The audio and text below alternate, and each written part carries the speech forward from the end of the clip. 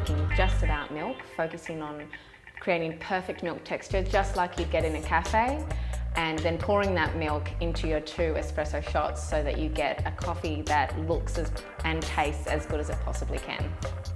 So now I'm going to talk a little bit about steam pressure for texturing and heating your milk. Steam pressure is a result of your back pressure. Back pressure is a direct result of your heat being driven up through the machine and being resisted by the coffee in your coffee basket.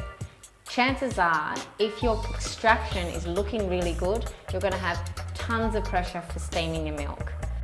Remember that your steam pressure depends entirely on how your extraction is looking. If you're getting a good extraction, but you've still got low steam pressure, you most likely will have a blockage in your steam tip. So just refer to our tips video for how to clear your steam jet.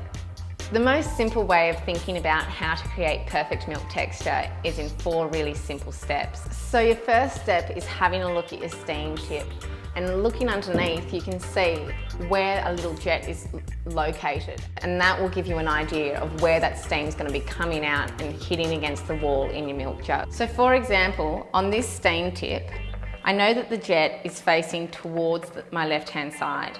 So if I place it in my milk jug, I will point that steam jet up against the side of the milk jug that is closest to the neck of the machine. When the steam comes out, it will start bouncing against the wall and go in an anti-clockwise direction, spinning the milk in that direction.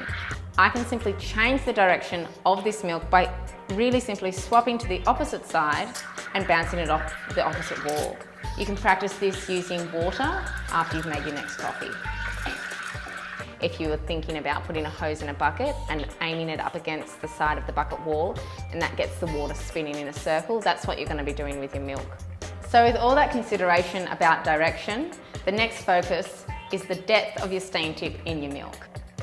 For the first 2 seconds, you want your steam tip to be just on the surface of your milk, so it's scratching the surface and creating big bubbles. It's really important that you don't breach the surface of your milk again after those first few seconds. You then want to lift your jug ever so slightly so you've got that steam tip just below the surface, but it's breaking those big bubbles down into smaller bubbles. And you're going to hold that position until your milk starts getting almost too hot to touch. When it's too hot to touch, it's getting too hot to drink, so turn the steam knob off and it should be ready to pour.